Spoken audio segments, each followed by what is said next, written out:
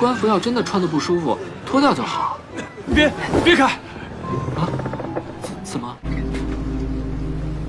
啊？怎么样？查到什么可疑的？报告，搜到了这个包袱，里面的。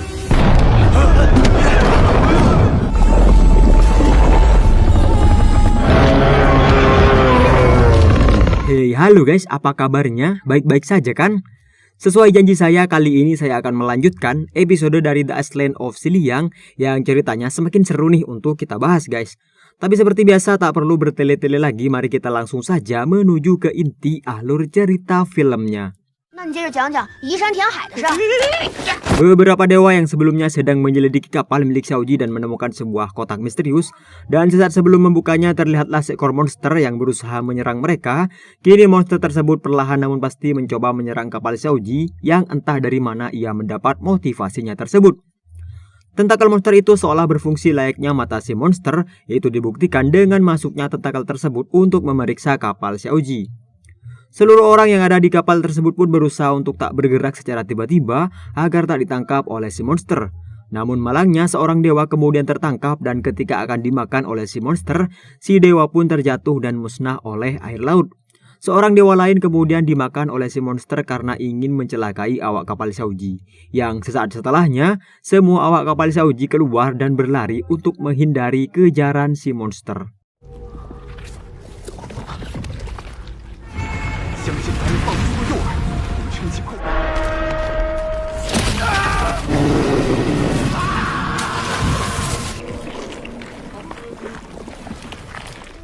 跑！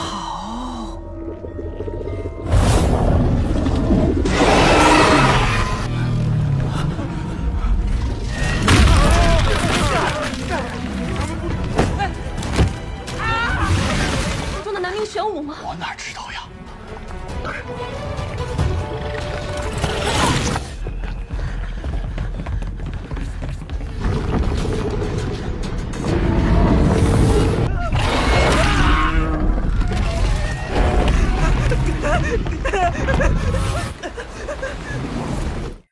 Xiaoji kemudian tertangkap oleh si monster karena menolong seorang dewa yang hampir tertangkap. Sementara Jing Xuan kini terlihat sedang memperhatikan tragedi tersebut. Xiaoji kemudian akan segera dimakan oleh si monster. Namun tiba-tiba muncullah Tuli yang seketika mengcosplay seorang superhero, dan dengan pedang yang ia punya, ia pun memenggal kepala si monster dengan amat epik. Dan karena si monster memiliki lebih dari satu kepala dan Tuli hanyalah seorang manusia murni yang tak bisa melawan si monster, tiba-tiba Jing Xuan pun membantu Tuli dari jauh dan berhasil menebas beberapa kepala si monster. Namun kali ini ia tak berwujud kakek Heng melainkan menggunakan wujud aslinya. Tuli pun kemudian dibawa melayang oleh Jing Xuan untuk menyelamatkannya. Namun si monster masih saja mengejar keduanya dan tak akan membiarkan mereka selamat. Pertarungan pun berlanjut di tengah lautan hingga tanpa diduga Jing Xuan kehabisan mana dan membuatnya terjatuh dalam perangkap si monster. Namun dengan kekuatan yang Jing Xuan punya, si monster tak mampu untuk membendung semua kekuatan milik Jing Xuan. Tuli pun tak mau hanya menjadi beban dan melihat pertarungan tersebut, lalu kemudian ia mencoba melawan si monster sekuat tenaganya bersama Jing Xuan.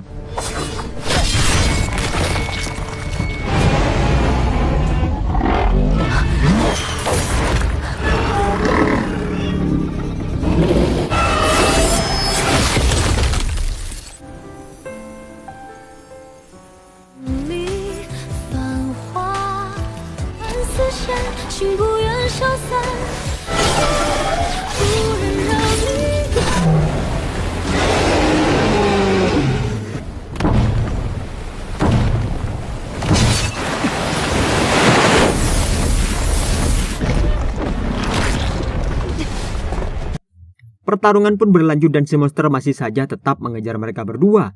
Jing Xuan pun kemudian mengeluarkan jurus andalannya guna menyerang kepala si monster dan kemudian berhasil menebasnya. Jing Xuan yang mulai melemah kemudian ia pun menemukan sebuah batu yang menjulang tinggi ke awan untuk tepat mendaratnya. Dengan sisa kekuatan yang ia punya, ia pun mencoba untuk bertahan dari serangan si monster meskipun terlihat kini ia akan musnah di tangan si monster. Namun si monster kemudian meninggalkan mereka berdua dan entah lagi dan lagi motivasinya tersebut karena apa. Jing Xuan pun kini sudah berada di ambang batas kemampuannya dan terlihat kini ia sudah sangat lemas, apalagi tadi ia sempat terkena percikan air laut yang membuat sebagian punggungnya terbakar. 你来准备，我帮你看着。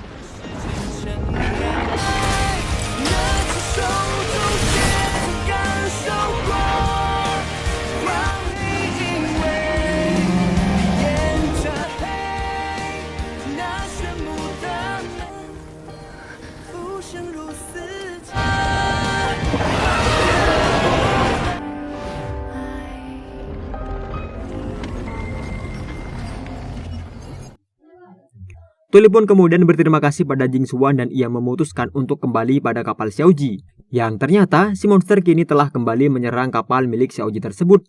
Su Yin dan dua dewa lainnya mencoba memanjat tiang kapal guna menghindari serangan si monster, sedangkan Xiaoji dan beberapa awak kapal lainnya mencoba bersembunyi di dalam sela-sela kapal. Mereka semua kini seolah merasakan kepanikan yang hebat karena teror si monster yang masih mengelilingi seisi kapal. Su Yin yang sedang memanjat tiang kapal, ternyata si monster mengetahui keberadaan mereka di sana dan sebuah kepala si monster mencoba menghampiri ketiganya. Sementara Su Yan, istri dari Su Yin, Lin Long dan juga Nona Su Lingxi, terlihat kini mereka sedang menunggu Su Yin di Pulau Xiliang dan terlihat Su Yan kini seolah mendapatkan sebuah firasat buruk akan suaminya yang sebentar lagi akan dimangsa oleh si monster laut. Apalagi dikatakan bahwa mereka sudah terlalu lama berada di luar Pulau Xiliang. Xiaoji dan Su Yin kini dalam waktu yang sama terlihat sebentar lagi akan dimangsa oleh si monster. Si monster pun mengambil ancang-ancang untuk menyerang, namun tiba-tiba lagi dan lagi Jing Xuan menyelamatkan mereka dengan memenggal inti kepala dari si monster hingga si monster tak terlihat lagi batang hidungnya. Jing Xuan pun kemudian ingin beranjak dari kapal tersebut, namun Su Yin dan seorang dewa lainnya menangkap Jing Xuan yang entah alasan mereka melakukan hal tersebut karena apa. 玄武怎么又回来了？ 大人，怎么办？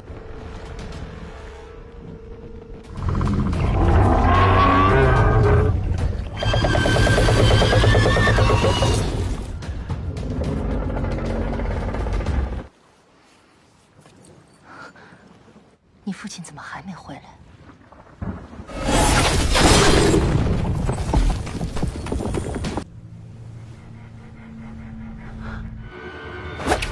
Dan ternyata nih lur, alasan Su Yin menangkap Jing Xuan adalah karena ia ingin berterima kasih pada Jing Xuan karena Jing Xuan telah menyelamatkannya tadi. Para dewa tersebut pun menanyakan nama dari Jing Xuan dan dari mana asalnya, sementara Tuli dan beberapa awak kapal lainnya sedang mencari keberadaan dari Xiaoji yang tadi sempat tertangkap oleh si monster. Jing Xuan berhasil berkelit agar keberadaannya tak dicurigai oleh Su Yin yang sesaat setelahnya datanglah awak kapal bersama Xiaoji yang sudah lemas tak berdaya. Keadaan Xiaoji semakin lama semakin memprihatinkan karena racun sudah mulai menginfeksi seluruh tubuhnya. Tak hanya Xiaoji, Tuli pun ikut terkena imbas dari racun tersebut.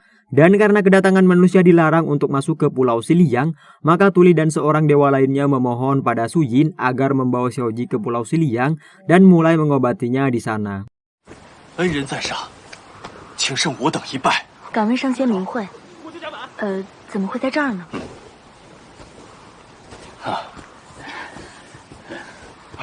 都自身难保了，还关心他？ 刚刚若不是他推我，我也死定了。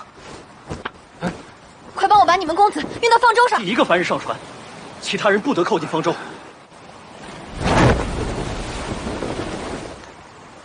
谢谢。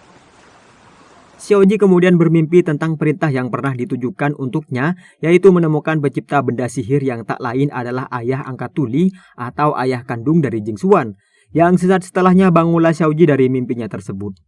Dengan kebingungan ia pun kemudian memandangi area di sekitarnya yang dikelilingi oleh para dewa yang berasal dari penjuru pulau.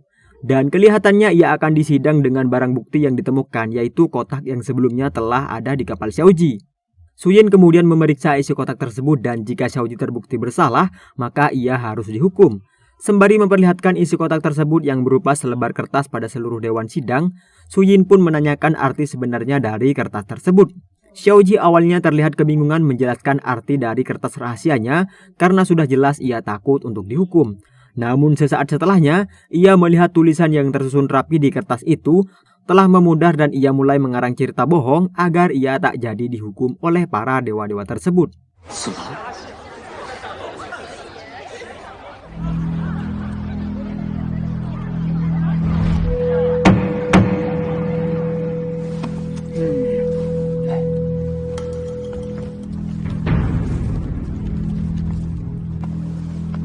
释一下吧，头上说重点，别含糊。